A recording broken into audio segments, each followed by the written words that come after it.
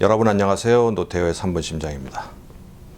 오늘은 제게 보내주신 질문을 하나 소개해드리고 같이 한번 알아보는 시간을 갖도록 하겠습니다. 질문 한번 살펴보실까요? 질문의 요지는 혈압계에서 나타나는 심방세동이라고 하는 메시지를 믿을 수 있는가 하는 그런 질문입니다. 이 질문자는 우선 심실 조기수축이 있어서 콘코를 하고 엑스원이라고 하는 약을 쭉 복용해 왔다라고 하고 있어요. 콘코라고 하는 약은 심실 조기수축에 사용하는 부정맥에 일반적으로 많이 사용하는 약이에요. 엑스원이라고 하는 약은 주로 고혈압에 사용하는 약입니다. 따라서 아마 이분은 심실 조기수축과 고혈압을 같이 가지고 계셨을 거로 생각을 합니다. 이분은 심장 검사를 했는데 심장 검사에서 특별한 이상은 없었다고 하고 또 혈압도 잘 조절되고 있었다고 해요. 그런데 어느 날 혈압계, 자동 혈압계죠. 집에서 사용하는 디지털 혈압계로 혈압을 쟀는데 갑자기 혈압계에서 심방세동이 있다 하는 메시지가 떴다고 합니다. 아마 여러분들이 좀 의아하게 느끼실 수 있는데 요즘 판매되는 혈압계 중에 몇 종류에는 심방세동이 있으면은 특히 이제 심방세동 같은 부정맥이 있으면은 부정맥이 있다 하는 메시지를 띄우는 그런 혈압계들이 몇 종류 있어요. 모두 다 그렇지는 않고요. 거기에는 이제 부정맥 중에서도 주로 심방세동이 있다 하는 메시지를 띄워줍니다. 심방세동은 영어로는 이제 atrial fibrillation이라고 하고요. 약자로 얘기할 때는 AFib 아니면 AF 이렇게 표시를 합니다. 그래서 혈압계에 AF라고 하는 메시지가 뜬 거예요.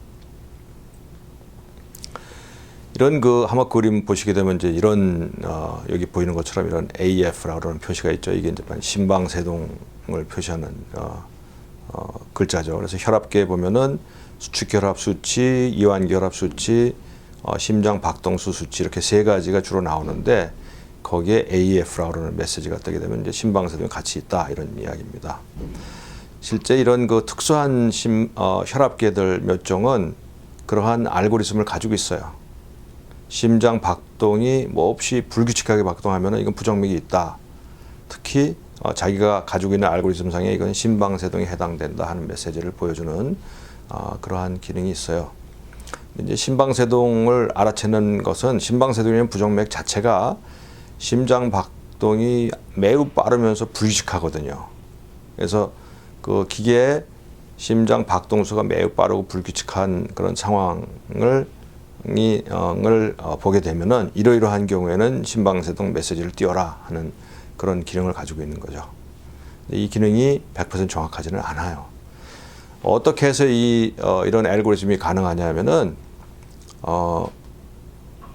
혈압계가 수축기, 이완기 혈압을 지속적으로 잽니다.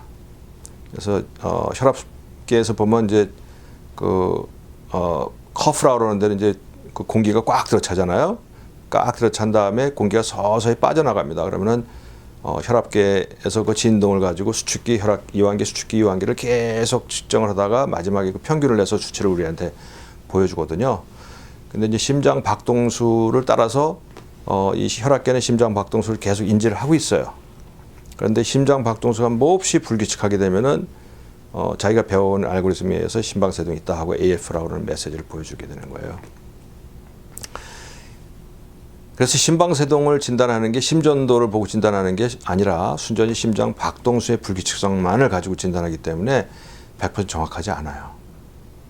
가령 조기수축이라고 하는 부정맥이 너무 자주 발생하게 되면은 기계는 멍청하게도 조기수축을 심방세동으로 오인하는 수가 있어요. 실제적으로 있는 얘기입니다. 이 질문자의 경우에는 조기수축을 가지고 있었다고 그랬잖아요.